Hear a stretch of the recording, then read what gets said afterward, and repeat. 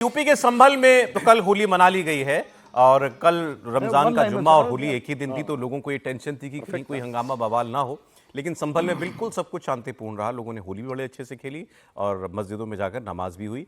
देश के पूर्वी हिस्से में बिहार, बंगाल, झारखंड, यहां पर ज्यादातर जगह आज होली मनाई जा रही है और होली से पहले हिंसा की खबर भी आई। झारखंड के गिरिडीह से लेकर बंगाल के बीरभूम तक होली के बीच जमकर हिंसा की तस्वीरें देखने को मिली हैं। गिरिडीह में होली का जुलूस निकल रहा था, इस पर दूसरे समुदाय के लोगों ने हमला कर दिया। होली मना रहे लोगों पर पत्थरबाजी की गई, आगजनी तक की गई, दुकानों में आग लगा दी गई और कई गाड़ियों को भी आग के हवाले कर दिया गया। इसी तरह बंगाल की बीरभूम में भी हिंसा हुई है, जिसके बाद 17 मार्च तक के लिए इंटरनेट बंद कर दिया गया है। झारखंड में हुई हिंसा को लेकर बीजेपी सांसद निशिकांत दुबे ने एक बड़ा बयान दिया। उन्होंने खुलकर कहा कि इस हिंसा के पीछे बांग्लादेशी मुसलमान हैं। बांग्लादेशी मुसलमानों ने यहाँ के कल्चर को जो है वो तार तार कर दिया है।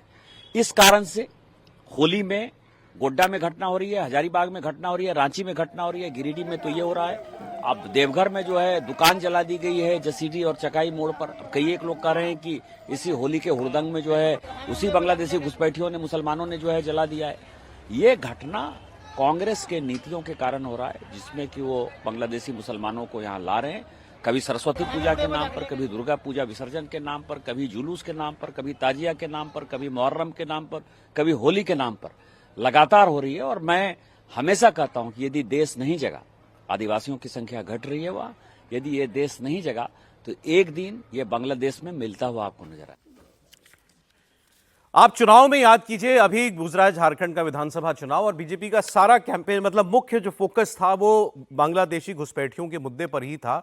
और वही निशिकांत दुबे अभी भी अपनी उसी बात को आगे बढ़ा रहे हैं कि इस हिंसा में भी जो लोग शामिल हैं यहाँ के हैं ही नहीं, ये बांग्लादेशी हैं। समीर जी, देखिए, अगर गिरिडीह की वारदात, जिन दो राज्यों में हिंसा की वारदात हुई है होली के दिन, वो दोनों राज्यों में सरकार एक इसकी है। बंगाल में ममता बनर्जी की है और झारखंड में हेमंत सोरेन की सरकार है, जो जहाँ पर कांग्रेस भी सरकार के अंदर शामिल है।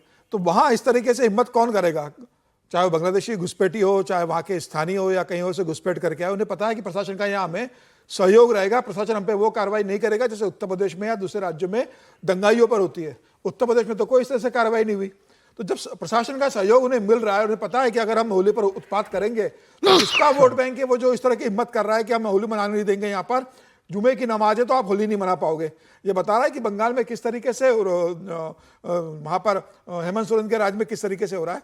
मुझे लग रहा है उत्तर प्रदेश से बड़े राज्य के अंदर जिस तरीके से संभल की इतनी संवेदनशील एरिया ये काफी हिंसा है। आप देखिए पूरी आग, दुकानों में, गाड़ियों में आग जिस तरीके से लगी, 7 से 8 गाड़ियां वहां पे कार्य जलाई गई है, कम से कम 10-12 मोटरसाइकिल आगे जाके जला दी गई है। बड़ा लंबे स्तर पर वहां पर हुआ है कि मार्केटों के अंदर तोड़फोड़ की गई है, आपके शोरूम के अंदर।